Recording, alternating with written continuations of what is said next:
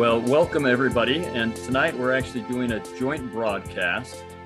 This is a broadcast of my podcast, The Scriptures Are Real. And it's also part of our SPARC lecture series. So let me explain to both audiences what each other is.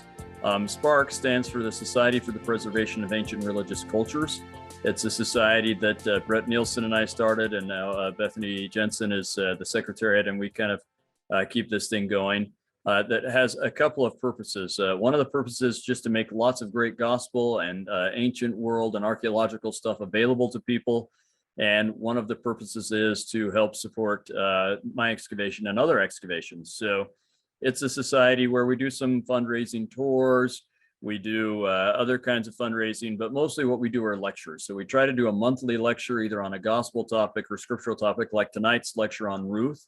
And we try to also do some that are on archaeological topics. So for example, this next, towards the end of this month here in June, Ron and Deb Harris are going to speak. They've done some work at Petra. We're going to have Anna Fospin and Kristen South talk about textiles from the time of Christ and what people would have dressed like. And then in August, and then towards the end of August or beginning of July, I'm going to do another thing on Isaiah, since we'll be hitting Come Follow Me in Isaiah at that point. And we have lots of people lined up to do both archaeological and scriptural topics. And I think we have a lot of fun together. We'll even have, I believe, a get together in August during Education Week for those who are in town. We'll just have a social or something like that.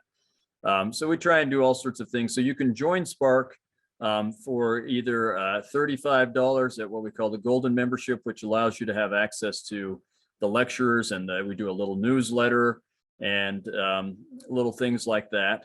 Or at the Lotus level, which is $55. And for that, well, let's say that the Golden level, you get priority for tours that we do. We do church history tours, tours in Egypt, tours in Israel. We are hoping to get those foreign ones up and going again soon. So you get priority to those. And then if you're at the Lotus level, you get all the stuff the Golden level has, plus the signed book and first priority on those tours. And then after we've given it to the SPARC members, we kind of throw the tours open to the general public. So those are the things you can get. If you're part of SPARC, you can go to SPARC, and that's SPARC with a C, because it's Society for the Preservation of Ancient Religious Cultures. So that's SPARC with a C. The SPARCproject.org is where you can go to learn more about that. Also, this is for the podcast, The Scriptures Are Real. And that's a podcast that I try to do weekly, usually several episodes a week. Sometimes I interview people and we just ask what elements have made the scriptures real for them. Sometimes it's archaeology, sometimes it's something they learned from language, or sometimes just an experience they had in their life that made the scriptures become real. And we're largely following the Come Follow Me curriculum, so that people can take these things that make the scriptures more real and get more out of the Come Follow Me reading. And hopefully they become more powerful as they become more real, and we can apply them to our lives more. So sometimes I interview guests, sometimes I'm with my co-host Lamar Newmeyer, and sometimes it's just me and what I call short casts, or tonight will be not a short cast, it won't be short, but where it's just me exploring a scriptural topic. So tonight we're recording this, and it will also be on the podcast. But this is a SPARC lecture tonight that's also the podcast. So welcome. We're talking about Ruth tonight, one of my favorite books of scripture. I think most people love the story of Ruth, but there are some things that if we understand it, will help Ruth come more to life for us. So I want to just thank quickly, because of the pictures they've given us access to, the churchofjesuschrist.org, the Grace Communion International Church, and D. Kelly Ogden, who have let me use some of their pictures. So the story of Ruth is fantastic. It is a story that takes place during the period of the Judges.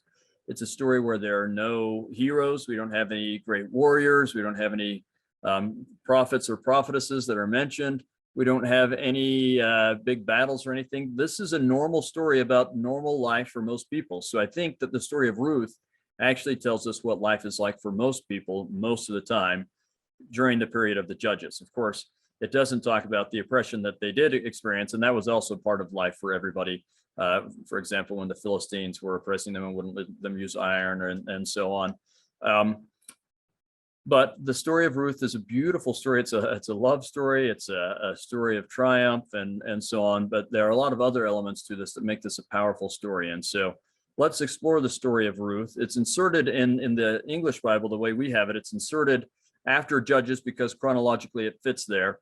It's not that way in the Hebrew Bible because it probably was written by a different person at a different time period than this kind of long history we have going from either Deuteronomy or Joshua through the end of 2 Kings.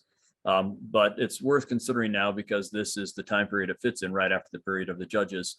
Maybe, and remember that the first part of the book of Samuel is the last judge. And so that's still the period of the Judges there at the first part, the first couple chapters of the book of Samuel. If we're going to understand the book of Ruth, we understand it best by understanding some cultural background things. And if you've been listening to my podcast regularly, a lot of this you'll have some idea of anyway, but I want to review these things because they're all very, very pertinent for the story of Ruth, and understanding them will help us really understand this story. So in the culture, I say cultural carrying, we could change that to covenant carrying. This is in their culture, and the covenant demands that special care be taken for certain groups of people. And those groups are the widow or orphan, and the orphan really means the fatherless. You're considered it's not orphan, that's how it's often translated, but it means the fatherless. So if the father has died, now there's a reason for this. The father or husband was the representative in society for that family. It's a male-dominated society. I'm not saying this is how it should be or anything else. This is just the culture that they were in. And so you didn't have the same kind of representation or opportunity if there was not a father or husband available. So special care had to be taken for the widow and fatherless, for the poor, and for what the Bible calls the stranger. We would probably call it a resident alien. These are people who are not natively of the house of Israel, but have come to live there. We'll see that Ruth is one of those. All right. So let's talk about some of the ways that poor was, or that these people, these special groups could have be taken care of. And one of these ways is gleaning. Gleaning is a really fantastic way because what it provides an opportunity for people to get food who can't get food on their own, but not free of charge. They go out and work for it. And so it provides their dignity and yet provides them a way to eat. So let's read a couple of the verses that teach us about gleaning. So we're in Leviticus 19, verses 9 through 10. And it says, "And when ye reap the harvest of your land, thou shalt not wholly reap the corners of thy field, neither shalt thou gather the gleanings of thy harvest. And thou shalt not glean thine vineyard, neither shalt thou gather every grape of thy vineyard. Thou shalt leave them for the poor and stranger. I am the Lord, or Jehovah, your God." So the idea is that you leave some things in the field. So for example, you're harvesting with a sickle. And when you do that, you make kind of a circular motion. That's how harvesting would happen. Well, the fields usually have kind of square corners. So when you get to the corner and you do a circular motion, there's going to be a little triangle kind of thing left. And you're not supposed to take that last step and get that last little bit. You leave that for the poor. And anything that falls to the ground that isn't gathered in, you leave that for the poor. So the poor can then come and gather these things and take care of themselves. They can feed themselves in that way. And you do that with vineyards. You leave some of the grapes in there. You do it with olives. You do it with everything that you harvest. You leave some for the poor to come and gather. Now, of course, some people didn't do this, but those who were obeying the law, like the same kind of people who would pay fast offerings today, they do this. All right. Here's another aspect of this law of gleaning from Deuteronomy 24. Verse 19, "When thou cuttest down thine harvest in thy field, and thou hast forgot a sheaf in the field, thou shalt not go again to fetch it. It shall be for the stranger, for the fatherless, and for the widow, that the Lord thy God may bless thee in all the work of thine hands." Right? So there are all sorts of ways that you're supposed to leave things for other people to then come and work and harvest. So that's one way that you take care of the poor, is by allowing them to glean. Now, here's another way that you take care of the poor. And we mentioned this in the podcast when we did the story of Judah and Tamar, but we'll just review it briefly here. It's called a levirate marriage, from the Akkadian word for brother-in-law, which is lavir, or your husband's brother, lavir. So the levirate law of marriage is this. Well, let's read it in Deuteronomy chapter 25, verse 5 through 6. "If brethren dwell together, and one of them die and have no child, the wife of the dead shall not marry without unto a stranger. Her husband's brother shall go in unto her, and take her to wife. Now, this won't be a normal kind of a wife.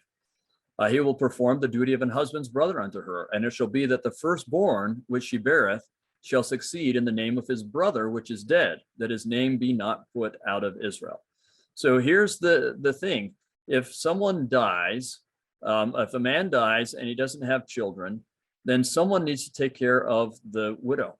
And you see, part of the problem is there's no Social Security and 401k or Roth plans in ancient cultures. And so when you get too old to take care of yourself, you need children to take care of you. That's the way you get taken care of, is that your children take care of you. But if this poor widow dies and has no children, no one's going to take care of her. And what's more, her husband's name dies out. And so the idea is that the family takes her in. This is why there is a birthright child. They have extra inheritance so that they can take care of those that need to be taken care of. So that birthright son, or if it needs to be the father-in-law, then it's the father-in-law, as in the case of Judah. But typically it's the birthright son will marry this widow, and the first child won't be his, it will be his dead brother, so that his name continues and they inherit the dead brother's land and so on. And then there is a child to take care of the widow when she's older. So this is how you take care of people who are in need. This is one of the ways to take care of it. Now, there's an interesting follow-up to this. This is in Deuteronomy 25, 7 through 10, the next few verses. And if the man like not to take his brother's wife, then let his brother's wife go up to the gate unto the elders, and say, my husband's brother refuseth to raise up unto his brother a name in Israel. He will not perform the duty of my husband's brother. Then the elders of his city shall call him and speak unto him. And if he stand to it and say, I like not to take her, then shall his brother's wife come unto him in the presence of the elders and loose his shoe from off his foot and spit in his face, and shall answer and say, so shall it be done unto that man that will not build up his brother's house. And his name shall be called in Israel, the house of him that hath his shoe loosed. Now, this is the only time I'm aware of in the law of Moses where public shaming is a punishment. But it is in this case. You spit in his face and he becomes known as the person who has his shoe loose. And we'll talk about what that might mean in a minute. But this is something of how important it is that you take care of this widow, that you're publicly humiliated and given a name that sticks with you forevermore if you're not willing to do this duty. So we can ask this question, what is this business about the shoe? I've read lots of scholars who've had lots of things to say about it, and I haven't been convinced by any of them. So of course I went and figured it out for myself. I came up with my own idea, and I'm sure I'm right, even if I don't know if I'm right. So I don't really know, but it just makes a tremendous amount of sense to me. In the scriptures, you use the shoe again and again and again to talk about doing up your shoe to mean you're ready to go to action. You're ready to go do what you're supposed to do. So I suppose that taking your shoe off means you are not going to do something. You're just not going to go do what you're supposed to do. And that would make perfect sense in this case. Your shoe is taken off, showing you have a duty to do and you're refusing to do it. And that's symbolized by taking the shoe off. So I think that's what's going on in this. All right. So the levirate marriage will come to play in the Ruth story as well. We also have what's known as the law of the Redeemer, or the Goel. And we talked about this when we did Leviticus in the podcast, but let me just cover it again briefly because it's so pertinent for this story of Ruth. In Leviticus 25, verses 48 through 49, we read, after that he is sold, he may be redeemed again. One of his brethren may redeem him. Either his uncle or his uncle's son may redeem him, or any that is nigh of kin unto him of his family may redeem him, or if he be able, he may redeem himself. So what this means is that if someone, because they can't meet a debt, and that's common in an agricultural society where people have to borrow in order to plant, and then the harvest doesn't go as well as you'd hope because of weather or whatever else, and you can't pay off that debt. If you can't pay off your debt, then your property is sold. If that doesn't pay the debt, then your children are sold. If that doesn't pay the debt, your spouse is sold. And if that doesn't pay the debt, you're sold. But at any point, any of those things can be bought back by a close kinsman. It is the right of the closest kinsman first. And if that person doesn't want to do it, then the next closest, and so on and so on. And the person who now has all this property and all these servants can't refuse the Redeemer, or the Goel is the Hebrew word for it, Goel. They can't refuse the Redeemer.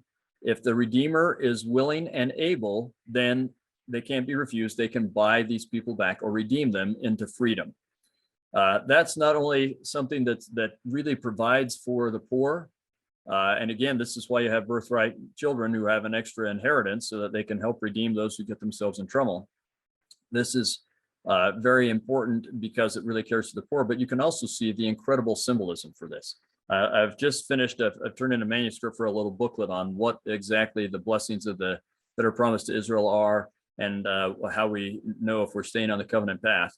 And as part of that, I just did a search for how many blessings, or what the blessings were that were associated with the phrase that God's people, or my people, spoken from God's point of view. And interestingly, the most commonly repeated blessing promised to my people is that they would be redeemed. You can see the symbolism behind this, that God is, or Jehovah is, our Redeemer. And so we'll keep talking about that, but it's a real thing as well. Well, that's very, very real. Nothing's more real than that, but it's a day-to-day life kind of thing as well for people who lose their land or themselves into bondage. So that Goel, or Redeemer, is an important way of caring for the poor that will come into play in Ruth's story. So there is a principle behind that, as the Lord says, but because the Lord loved you, and because he would keep the oath which he had sworn unto your fathers, hath the Lord brought you out with a mighty hand, and redeemed you out of the house of bondmen, from the hand of Pharaoh, king of Egypt. So the Lord says, I redeemed you. I want you all to redeem each other. Very, very important.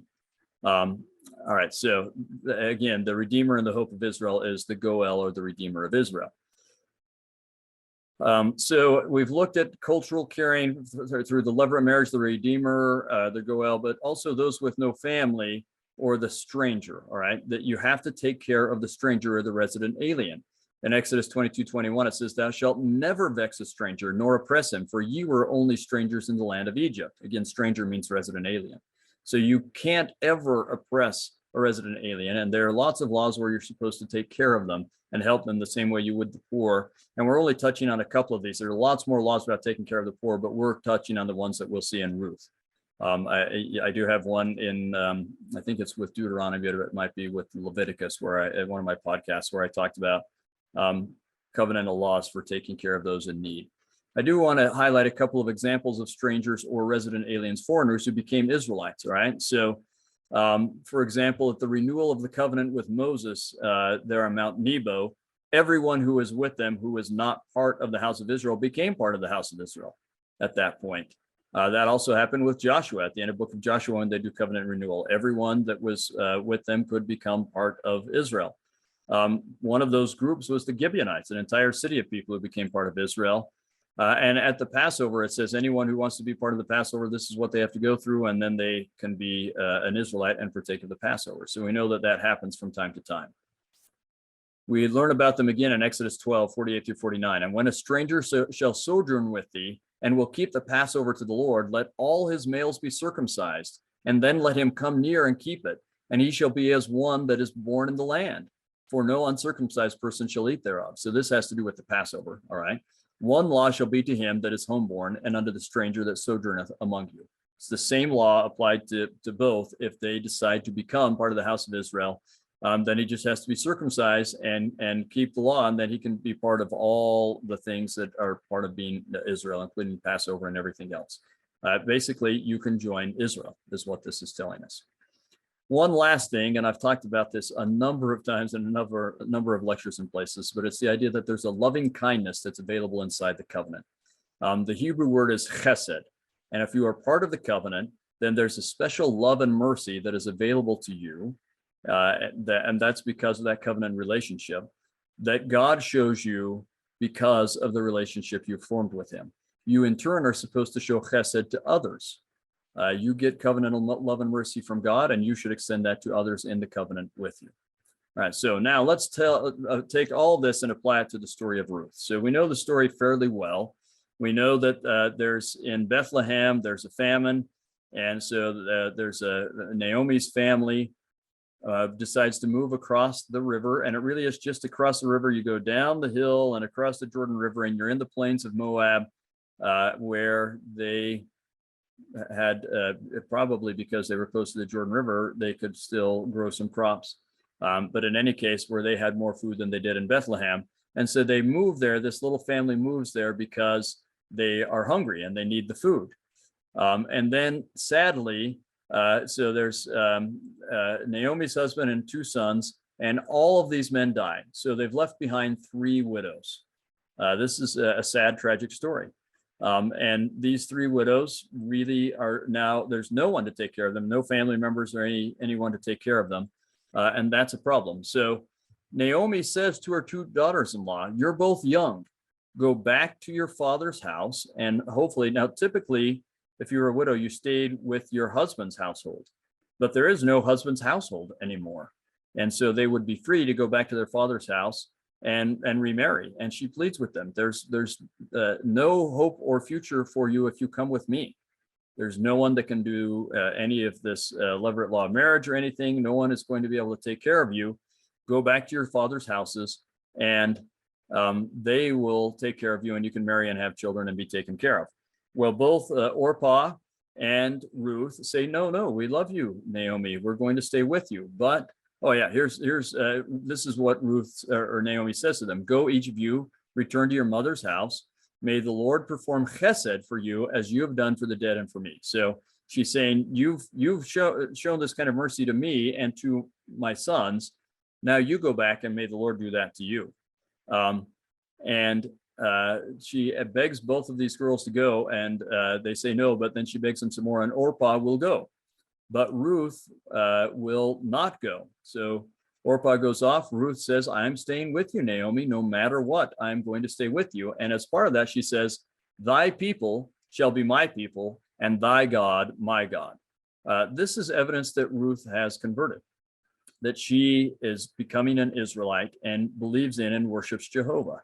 And that becomes a key element in this story, that she has joined the covenant people and is of the covenant. That's a really key element. So they move back over to Bethlehem, but they don't have the ability to work the land so much. And so they are going to glean. And Ruth goes out to glean. So she is going to take advantage of those laws that are sent for Israelites and the resident aliens to be able to help support themselves. So she goes out and starts to glean in the fields. Now, when they come back, this is how terrible things are. Naomi says to people, the Almighty hath dealt very bitterly with me. I went out full, and the Lord hath brought me home again empty. Why then call ye me Naomi, which means pleasant, seeing the Lord hath testified against me, and the Almighty hath afflicted me. So she says, call me Mara instead, which means bitter. Now, it turns out that when Ruth goes to glean, she ends up accidentally, as it were, in Boaz's field. But it's not really accidentally. It says in the King James English, her hap, which means really her luck, or her just how it happened to work out in Hebrew. She goes to Boaz's field. But the author isn't trying to say this was luck. This was being directed by God. It's clear from the way the author gives us the information and from everything that happens in the story. Ruth was meant to go to Boaz's field and to meet Boaz. And Boaz came and met her and talked with her and was very, very kind with her. And he told her, don't go anywhere else. Always glean here. And then he said to the workers, never turn her away, but allow her to glean. And even he said, leave extra for her. Leave extra droppings of the wheat for her, and the barley and the emmer. Just let it drop so that she can glean exceptionally well. He even does something where he invites her to come in and at the lunch break, as it were, and eat with his servants. And they eat what they call parched corn. So corn in the Hebrew Bible, the King James translators, there's a word for grain, and the King James translators translated that as corn because that was the word for grain. When they came to the New World later and they encountered maize, they called it corn because they didn't know what it was, just some kind of grain. And then that word stuck. But when it says corn in the Hebrew Bible, it doesn't mean maize or stuff on the cob. It just means grain. So she has parched grain is what she has. Well, this is a custom that continues today. In Arabic, it's called frike. And frike is something that you do for people who are working in the field. It's when you take some grain just before it's ripe, when it's still just a little bit green, and you roast it. And because of the stage of ripeness, when you roast it that way, it caramelizes and it gives you a natural sugar boost. And so they feed this to people in the middle of the day so that they have energy in the afternoon as much as they had in the morning to continue working. And it's a great blessing to Ruth that they give her this free cane, not only because now she doesn't have to use any of the stuff she's been gleaning to eat lunch. She has lunch provided for her, but also she has energy to glean all the harder. So you can see that Boaz is really taking care of her. And there's something really important in what Boaz says to her when he's telling her that she should stay in his field. He says, this is Ruth chapter 2, verse 11. He says, and Boaz answered and said unto her, it hath fully been shewed me all that thou hast done unto thy mother-in-law since the death of thine husband, and how thou hast left thy father and thy mother and the land of thy nativity, and art come unto a people which thou knewest not heretofore. So this tells us something both about Ruth and about Boaz. We already knew this about Ruth, that she's left her people behind, her family behind, just to take care of Ruth and for no other reason. Well, I think also she's been converted, but she could be converted over in Moab. But she's done this to take care of Ruth. It also tells us something about Boaz because he is touched by this. He really respects this. He really admires her because of the goodness and kindness that she is showing. And that's a fantastic thing. So then he says something else that's really interesting. I want you to remember this verse because we're going to come back to it. Chapter 2, verse 12, he says to Ruth, the Lord recompense thy worth, and a full reward be given thee of the Lord God of Israel. So that's Jehovah, God of Israel, under whose wings thou art come to trust. I love that phrase, under whose wings thou art come to trust. He recognizes she's joined the covenant. She's trusting in Jehovah. And remember that phrase about the wings thou art come to trust. We'll come back to that phrase, all right? So Ruth will glean, and she'll end up gleaning a lot. But they give us the amounts that she gleans, and then we can take those amounts and compare them with, for example, the Assyrian records about when the Israelites are taken captive and how much ration they're given when they're doing slave work for the Assyrians. And you give slaves enough rations to not make them fat, but to keep them able to work. And so we can look at how much Ruth gleans. And if she gleans as much as she gleans in that first day, if she can glean that for the harvest period, she'll have more than enough for she and Naomi for the next year. So Boaz helping her really pays off. And she goes home and shows this to Naomi, and Naomi can tell. She's like, well, something's going on here that you gleaned this much. Tell me what's going on and who helped you. That's a fantastic thing. When she hears that it's Boaz, this is her reply. This is in Ruth chapter 2, verse 20. May he be blessed by the Lord, who hath not abandoned his chesed to the living and to the dead. So she says God is showing chesed, or this special covenantal love and mercy, to her and to Ruth, and also to their dead husbands. And Naomi said to her, the man is near of kin to us. He is one of our Goels, or one of our redeemers. So she recognizes right away, not only is this someone who is helping us, but there's something else going on here. He can redeem us. He is a close kinsman. He can redeem us, because apparently they had sold the land when they left, or because they were gone so long, the land had been inherited by someone else or something. So the family land is gone. That's part of why they can't work the land. But she recognizes that this is someone who can be a redeemer. And by that, she also seems to be implying the levirate law of marriage. That's something that a close kinsman can and should do as well. So she's saying he's a close kinsman. He can redeem our land, and he can marry you and take care of us. And so Naomi recognizes this as the chesed of the Lord, and that they've been led to this place. It's a fantastic thing. So Ruth will continue to work there for quite some time, and they are mightily blessed in the gleaning that Ruth is able to do.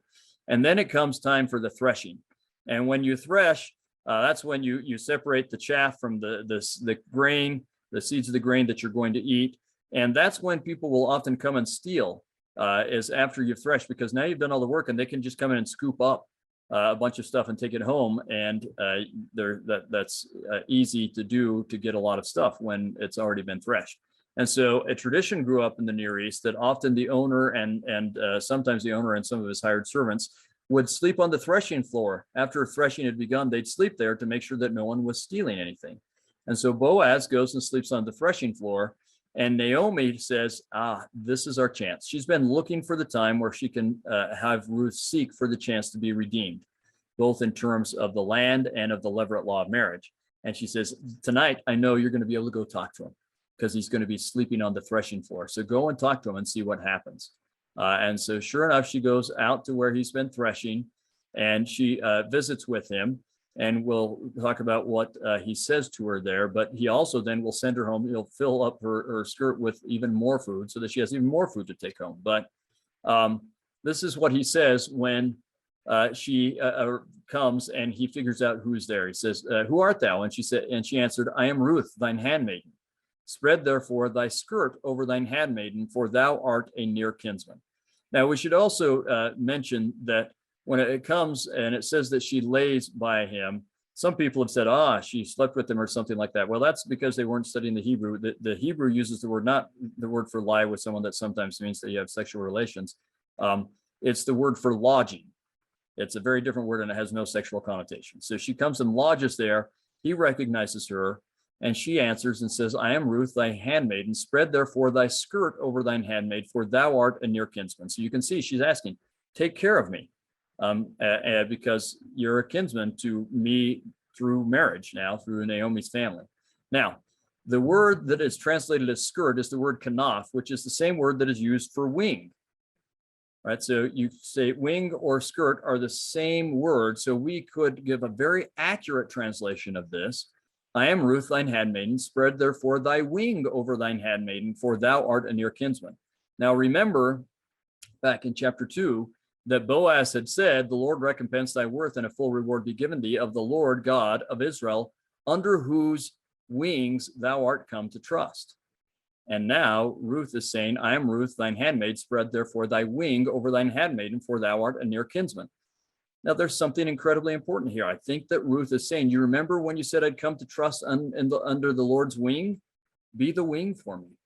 You be the Lord's wing. You take care of me. I've trusted that God will spread his wings over me, and you will be that wing and take care of me. Beautiful stuff. It reminds me of one element that I should have talked about earlier that I didn't.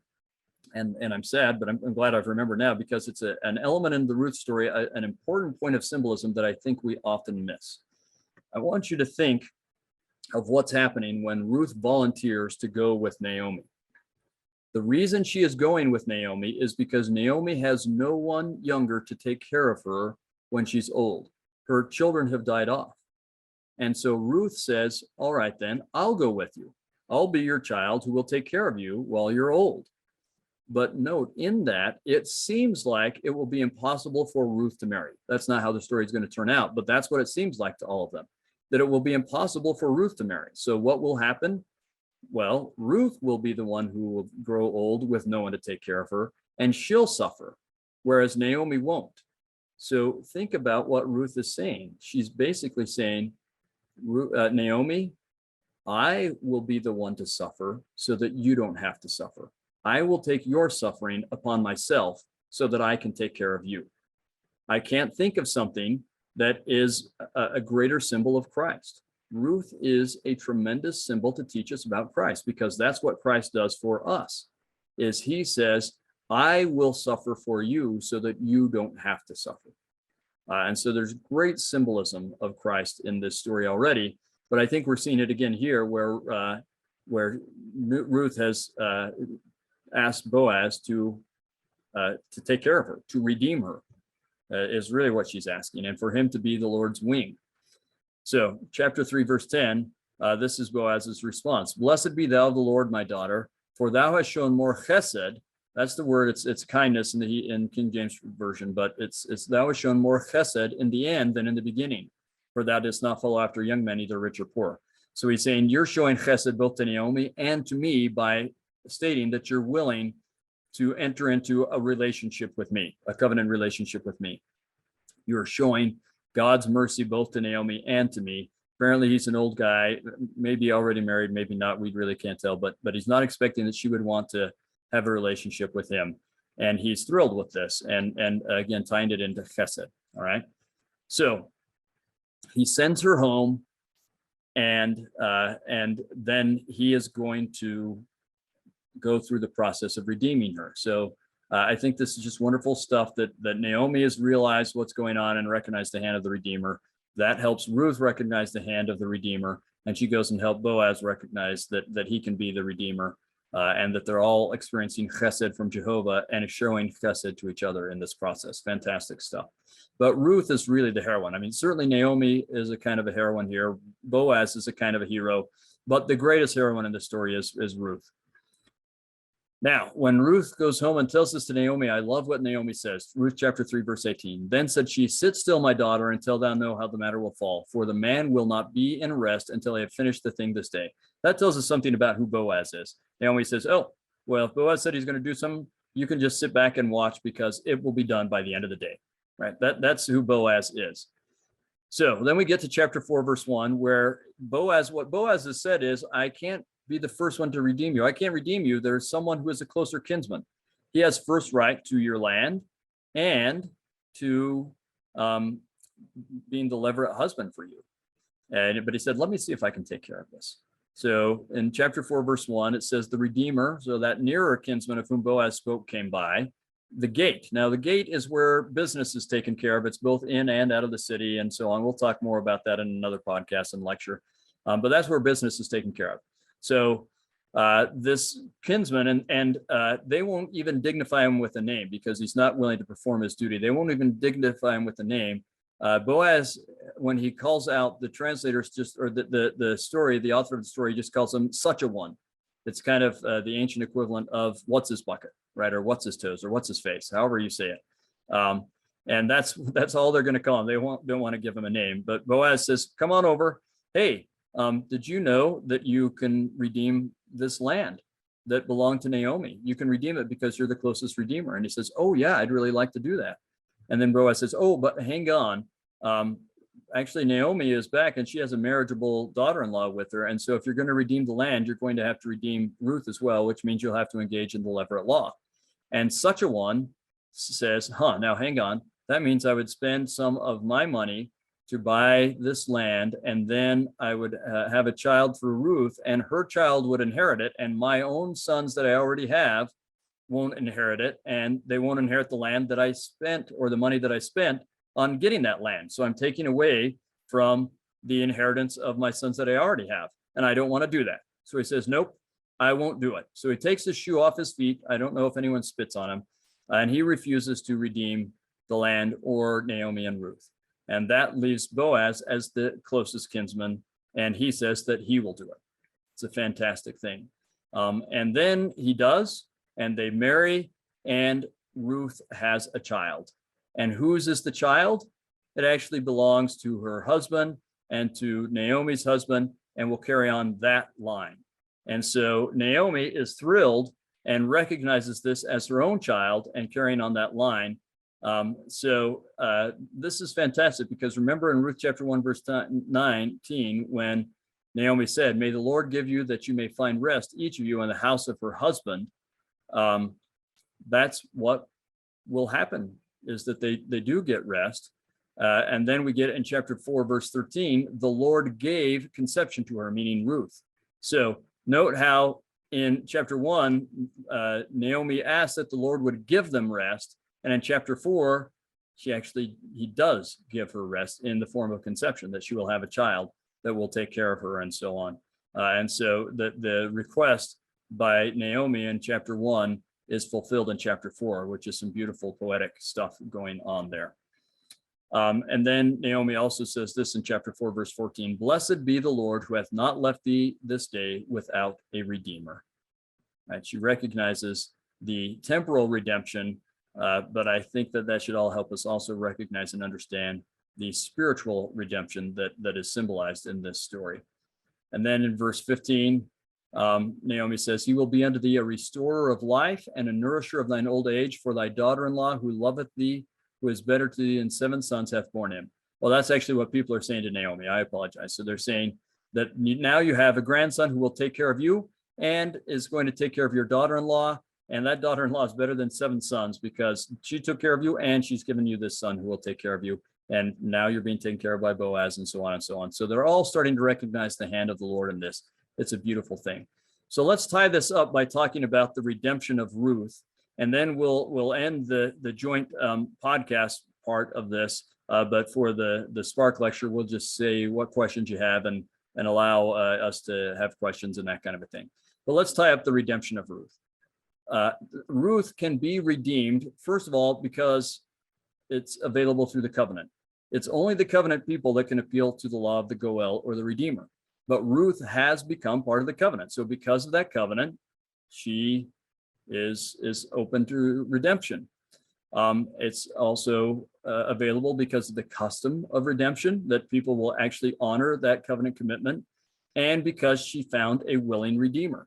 You can only be redeemed if you are in a covenant relationship with someone who is willing, in a covenant relationship that includes redemption as part of the covenant, and if there is a willing and able redeemer.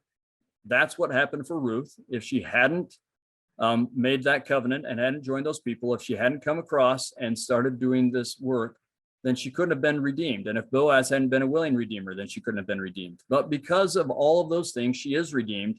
And again, this teaches us a tremendous amount about our redemption through Jehovah or Christ. We are in a covenant relationship with him. It is part of the covenant that we can be redeemed, and we have a willing and able redeemer. That is beautiful and fantastic stuff. So that if we look at the story, there's one other element that's worth mentioning here.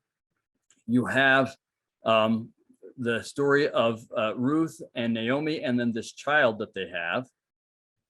And that child will have, I should have looked this up again. I think that child will have a grandchild who will be David. David is descended from this levirate marriage and redemption. And of course, we know descended from David is Christ. Now, this is actually the second levirate marriage story that we know Christ is descended from. He's descended from Judah and Tamar, and he's descended from Ruth and Boaz. That is not a coincidence. The levirate law of marriage is a law that is designed to take care of those who cannot take care of themselves and make sure that there is always seed and posterity.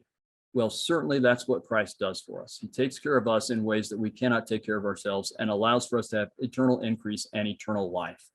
And so that's a beautiful, beautiful part of the symbolism. And so it is not coincidental. I think it is very, very intentional that Christ is descended from these two levirate laws of marriage, and from this story that also includes such a strong element of redemption.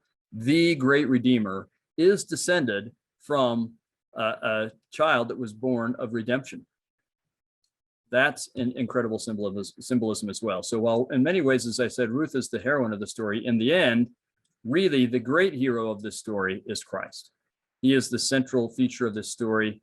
He is the one that the story testifies of because of everything it has about gleaning or providing for the people to be taken care of, and redemption and marriage and everything else, and covenant. It all focuses about Christ and teaches us what Christ will do for all of us. I am so grateful that Christ is willing to do that. And I testify that he has done that for us, and that we can learn from Ruth about how to be redeemed. And I testify of that in the name of Jesus Christ. Amen.